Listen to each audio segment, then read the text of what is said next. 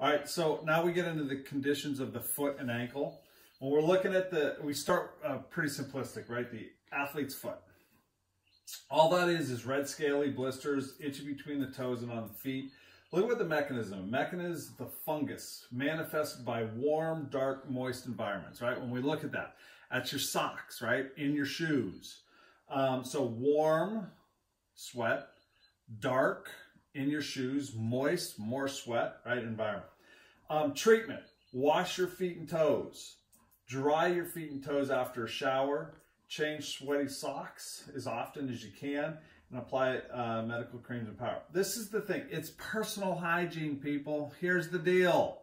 No one ever takes a shower anymore. I'm going to get on my soapbox. It's so disgusting that after practices, the athletes never shower. They get into their cars. They say, I'm going to shower at home. They get into their cars with their gross, sweaty, nasty, disgusting clothes on. And then they get home and what do? I'm going to shower. Nah, I'm not going to shower. First thing I'm going to do is get a snack. And then what are you going to do? I'm going to shower. Nah, I'm not going to shower. I'm going to watch a little YouTube. And then what am I going to do? I'm going to shower, but mom calls me for dinner. And then what am I going to do? I'm going to shower, but my buddies are calling. And you've stayed in your gross, nasty, disgusting clothes the entire time. Athlete's foot. You know what else comes from it? Jock itch. It's the exact same stuff, right? Warm, dark, moist environments. All right, so really, personal hygiene is what gets rid of this more than anything. Make sure you dry your feet, right? Put clean socks on, clean clothes on. And if you do get it, get medication. Now, why do we talk about it? We talk about it because if you do have that athlete's foot, the skin is compromised. And if the skin is compromised, you can get an infection in there. You get an infection in there and you end up not being able to practice because you have the infection. So it can be serious. Most of the time it's just irritating, but it can get serious. It drives a coach nuts, by the way. Other stuff that we talk about. Ingrown toenails, right? Ingrown toenails, we look at this right here. Pain swollen areas on the corners of the toes, usually the great toe, the big toe, the halcis, right? If we think of our toenails or our toes as our thumb, push underneath the pad of the thumb. Do you see how that skin goes up and around the nail right there? The nail continues to grow. When it grows up and around that nail, and if it goes through that, it can cut that skin. And if it cuts the skin, you end up, again, compromising that, allowing bacteria to get in there, creating an infection. All right, so you can kind of picture that right there. One of the easiest ways to prevent this from happening is actually squaring off the toenail. Proper nail trimming. We always like to make them nice and round. Well, the problem with making them round, it allows us to grow through. If we allow the corners to grow through and have that squared off corner, then it's much less likely that we get an ingrown toenail. By the way, if you do get an ingrown toenail, don't start to cut it back. The more you cut it back, the more that nail tends to grow over that skin and create more of an infection, all right? So let it grow out. While it's growing out, put betadine on a very small tip of cotton or swab of cotton. Take that cotton off, try to stick it under the toenail. Yeah, it's as painful as it sounds, all right? But if you can get the nail to grow over the cotton, then, and it has the betadine in it, it will allow you to, or allow the skin to heal, allow that infection to get to go away, and therefore that we get rid of the ingrown toenail, the problem with it, all right? Prevention, proper foot. Oh, the footwear is the stuff that really tightens that nail up in that area. One of the places we see it most often is soccer. We see it in soccer because you soccer players like to wear cleats that are about a half size too small so that you can get a better feel for the ball. I get that, but it also causes this problem right here. All right, other things that we have to talk about. Blisters, very common, right? Right here, right here. These are blisters that have been cut off already. The difference between this and this is that this blister, it was the mechanism, by the way, of a blister, and we'll show this and then we'll come back to this, is that it's friction, all right? And so what happened here is this friction took place over capillary bed. The capillary bed's broken, so it bled.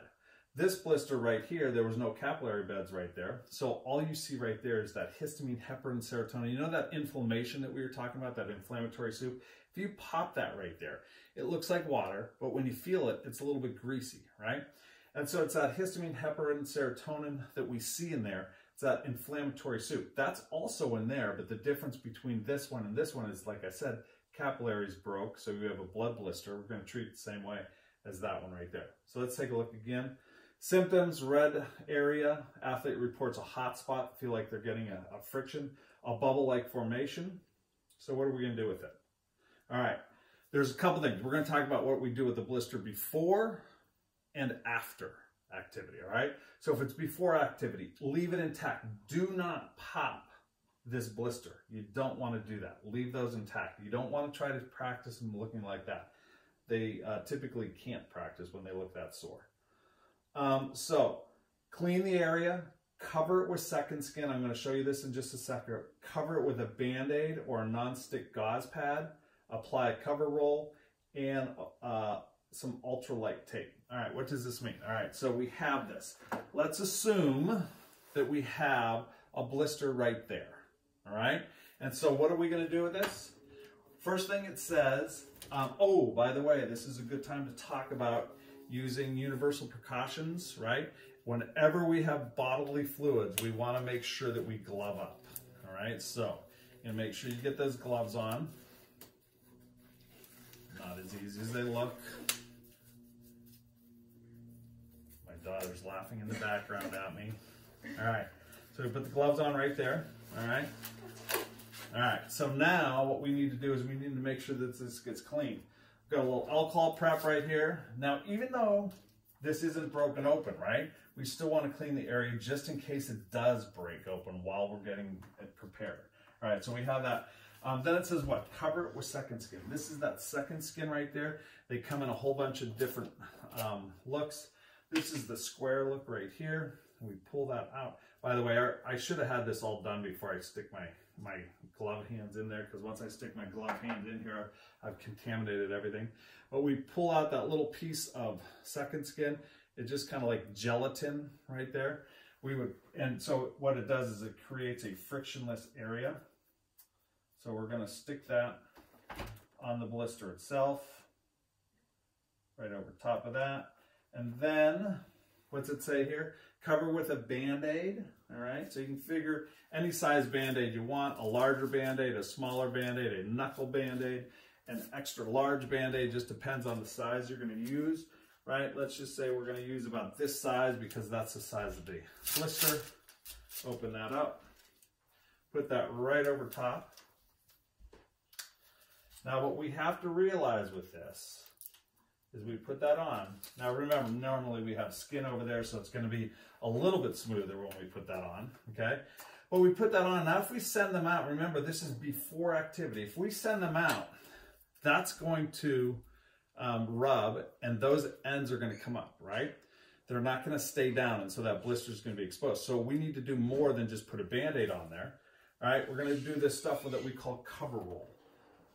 Cover roll is this really, really thin tape that we have right here. It actually was developed for burn patients, and the skin will grow right over top of this. But we would cut it to size so that it would just barely fit the Band-Aid, and then we will cut it to size this way as well. And then we pull off the area that keeps the adhesive exposed, right? And then we're going to put that, all this just for a blister, over top of that Band-Aid, right? And this will conform to the skin. And then we might be able to send them out there just like that because it's a really nice bandage when we get that on there. Now, however, some people, that blister is still there, so it still causes pain. So we might also do this, oh, that went after activity. Let's go back to before. Cover roll, and then we might do a little extra padding with some ultralight tape, which is this tape right here. Very stretchy tape, a little spongy to it, right? So we would put that on as we go around the leg, just like we would be taping an ankle. Put that on, but as we come around that ankle part, you can see how we are adding a little extra cushion to the blister so that when now they go out and play on that thing, right, we have that nice and covered, and we have a lot of padding on there, okay? So that works nicely when we do that, all right? Now, the other stuff that we can do is, if it's after activity, oops, before activity, where are we right here? After activity, all right? If the blister's open, again, we're going to clean it. If it's not, we're going to open it. The way we're going to open it is by using these little iris scissors right here.